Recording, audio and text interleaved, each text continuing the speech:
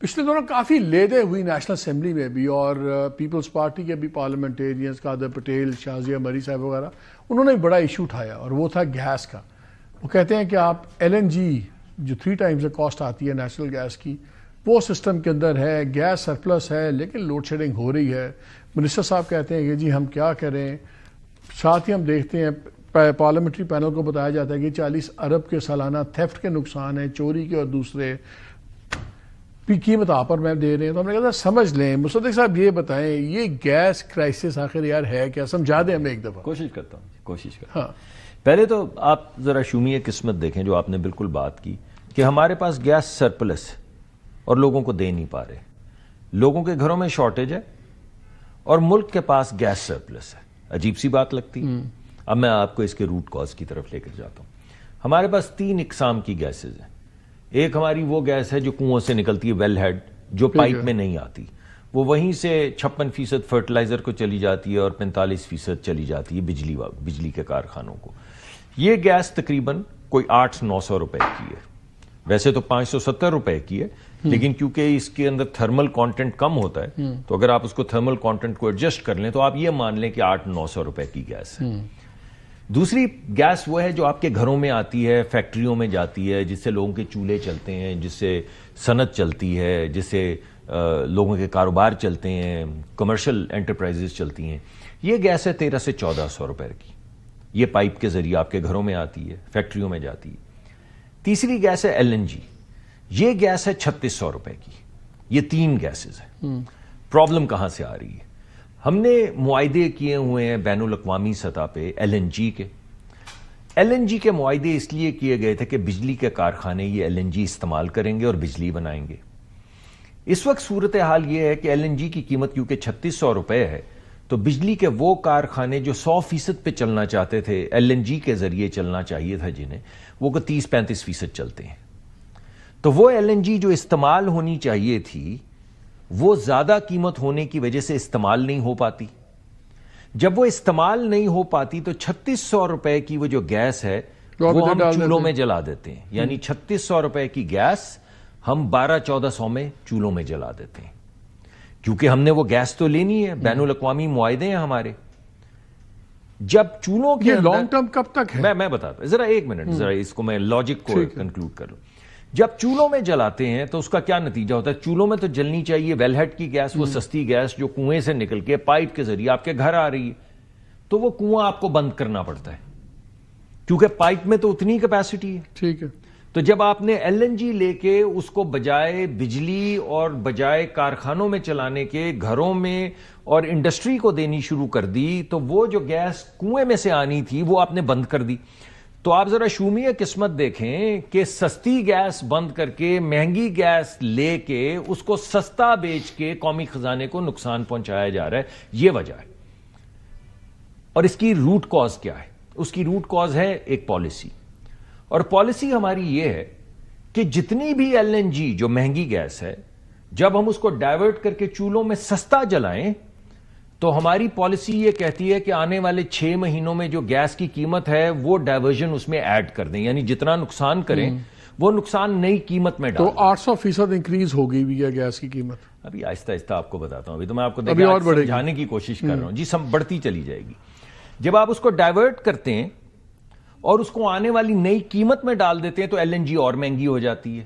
جب اور مہنگی ہوتی ہے تو وہ اور کم استعمال ہوتی ہے بجلی بنانے میں، جب اور کم استعمال ہوتی ہے تو وہ زیادہ ڈائیورٹ ہوتی ہے، جب زیادہ ڈائیورٹ ہوتی ہے تو زیادہ کنویں بند ہوتے ہیں، جب زیادہ کنویں بند ہوتے ہیں تو ہماری E&P کمپنیز بھی برباد ہوتی ہیں، یعنی وہ پیسے کما سکتی ہیں مگر کما نہیں پاتی، ان کے کنووں کی فارمیشن بھی خراب ہوتی ہے جب ان کو بند کرتے ہیں، ہمارا سرکولر ڈیٹ بھی بڑھتا ہے، ہماری قیمت بھی بڑھتی ہے اور لوگوں کو گیس بھی نہیں ملتی۔ کیسا شاندار مسئلہ ہے۔ اس کا حل جو ہے وہ یہ ہے بھائی کہ ہم یہ تمام گیس جو ہے اس کو اس کی قیمت یکساں کر لیں، جو شازیہ مری صاحبہ نے جو بات کی تھی آرٹیکل 158 کی، 158 کی، وہ بالکل صحیح بات کی تھی۔ کوئی شخص یہ نہیں کہہ رہا کہ صوبوں کا حق ان سے لیا جائے گا، اگر پہلا حق صوبے کا ہے تو پہلا حق ہمیشہ صوبے کا رہے گا جہاں سے گیس نکلتی ہے، اور رہنا چاہیے آئین کے مطابق۔ لیکن جب آپ پرائس برابر کر دیں گے تو ہوگا یہ کہ یہ ساری گیس مل ملا کے 1700-1800 کی بن جائے گی. جب 1700-1800 کی بنے گی تو وہ سارے جو ایل این جی کے کارخانے بند پڑے وہ سب چل جائیں گے, بجلی کی قیمت نیچے آ جائے گی. ذرا میں آپ کو ذرا موازنہ کر دوں. بجلی جب آپ ایل این جی سے بناتے ہیں تو وہ بنتی ہے 22-24 روپے کی. اگر آپ اس کو پائپ لائن گیس سے بنائیں, 1200-1400 روپے کی گیس سے بنائیں, تو اس کی قیمت 10-12 روپے کی آ جاتی. یعنی 10-12 روپے والی بجلی, یہ رنگ فینسنگ کی وجہ سے کہ ایل این جی ایک علیحدہ چیز ہے, پائپ لائن ایک علیحدہ چیز ہے, آپ 12 روپے والی بجلی جو ہے 22 روپے کی یا 24 روپے کی بنا رہے ہیں.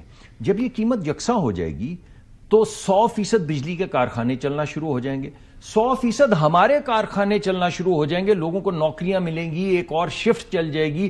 اب اگر کسی کو 3000, 3500 یا 2500 روپے کی گیس مل رہی ہے, اگر اس کو 2000 کی ملے گی تو وہ ایک شفٹ اور چلائے گا. جو آپ کے پاس روز صنعت کار آ کے اعتراض کرتے ہیں, روز جھگڑا کرتے ہیں کہ ہماری قیمت بنگلہ دیش سے زیادہ ہے, ڈومیسٹک کنزیومر پہ کیا پرائس کا امپیکٹ ہوگا؟ کم ہو جائے. چلیں اگر آپ ایک کامن پرائس نکالتے ہیں تو کیا اس کا امپیکٹ ڈومیسٹک پہ کیا ہوگا؟ اگر ہم تینوں گیسز کو اکٹھا کر دیں, ویل ہیڈ والی, پائپ لائن والی اور جو ایل این جی ہے, تو ایک دھیلے کا فرق بھی نہیں پڑے گا, ایک دھیلے کا فرق بھی نہیں پڑے گا. اور 66% لوگ جن کو ہم نے پروٹیکٹ کیا ہوا 70% کے قریب, جو 0.9 یونٹ سے کم استعمال کرتے ہیں, وہ اسی طرح پروٹیکٹڈ رہیں گے. ایک دھیلے کا فرق نہیں پڑے گا. گیس سستی ہو جائے گی کارخانوں کی, صنعت کی, گیس سستی ہو جائے گی. تو ریزسٹنس کیا ہے اب اس میں پرابلم کیا ہے؟ بس ہمارے ہاں جس طرح ہوتے ہیں معاملات, یہ آپ کے سامنے اس دن ہم نے گفتگو شروع کی تو آپ نے خود ہی اس کا ذکر کیا.